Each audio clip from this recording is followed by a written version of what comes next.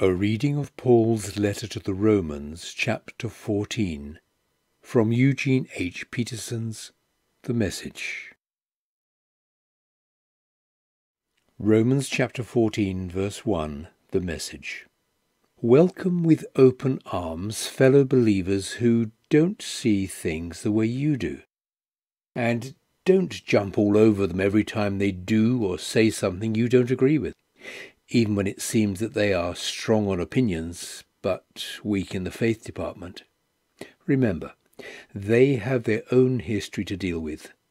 Treat them gently. For instance, a person who has been around for a while might well be convinced that he can eat anything on the table, while another, with a different background, might assume he should only be a vegetarian and eat accordingly. But since both are guests at Christ's table, wouldn't it be terribly rude if they fell to criticizing what the other ate or didn't eat? God, after all, invited them both to the table. Do you have any business crossing people off the guest list, or interfering with God's welcome? If there are corrections to be made, or manners to be learned, God can handle that without your help. Or say one person thinks that some days should be set aside as holy, and another thinks that each day is pretty much like any other. There are good reasons either way, so each person is free to follow the convictions of conscience. What's important in all this is that if you keep a holy day, keep it for God's sake. If you eat meat, eat it to the glory of God, and thank God for prime rib. If you're a vegetarian, eat vegetables to the glory of God, and thank God for broccoli. None of us are permitted to insist on our own way in these matters. It's God we are answerable to, all the way from life to death and everything in between, not each other. That's why Jesus lived and died and then lived again, so that he could be our master across the entire range of life and death, and free us from the petty tyrannies of each other. So where does that leave you when you criticize a brother? And where does that leave you when you condescend to a sister? I'd say it leaves you looking pretty silly, or worse. Eventually, we're all going to end up kneeling side by side in the place of judgment, facing God. Your critical and condescending ways aren't going to improve your position there one bit. Read it for yourself in Scripture. As I live and breathe, God says, every knee will bow before me.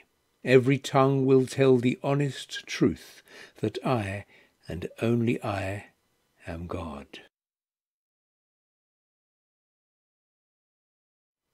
So, tend to your knitting. You've got your hands full just taking care of your own life before God. Forget about deciding what's right for each other. Here's what you need to be concerned about: that you don't get in the way of someone else, making life more difficult than it already is. I'm convinced, Jesus convinced me, that everything as it is in itself is holy. We, of course, by the way we treat it or talk about it, can contaminate it. If you confuse others by making a big issue over what they eat or don't eat, you're no longer a companion with them in love, are you? These, remember, are persons for whom Christ died. Would you risk sending them to hell over an item in their diet? Don't you dare let a piece of God-blessed food become an occasion of soul poisoning. God's kingdom isn't a matter of what you put in your stomach, for goodness sake. It's what God does with your life as he sets it right, puts it together, and completes it with joy. Your task is to single-mindedly serve Christ. Do that, and you'll kill 2 birds with 1 stone, pleasing the God above you and proving your worth to the people around you. So let's agree to use all our energy in getting along with each other. Help others with encouraging words. Don't drag them down by finding fault. You're certainly not going to permit an argument over what is served or not served at supper to wreck God's work among you, are you? I said it before and I'll say it again. All food is good, but it can turn bad if you use it badly. If you use it to trip others up and send them sprawling. When you sit down to a meal, your primary concern should not be to feed your own face, but to share the life of Jesus. So be sensitive and courteous to the others who are eating. Don't eat or say or do things that might interfere with a free exchange of love.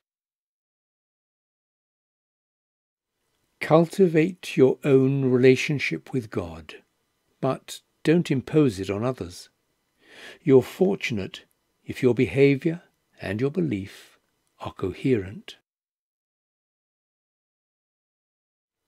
But if you're not sure, if you notice that you are acting in ways inconsistent with what you believe, some days trying to impose your opinions on others, other days just trying to please them, then you know that you're out of line.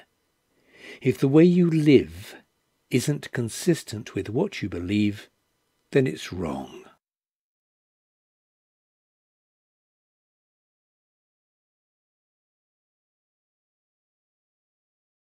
Cultivating Good Relationships was a reading from Paul's letter to the Romans, chapter 14, from Eugene H. Peterson's The Message.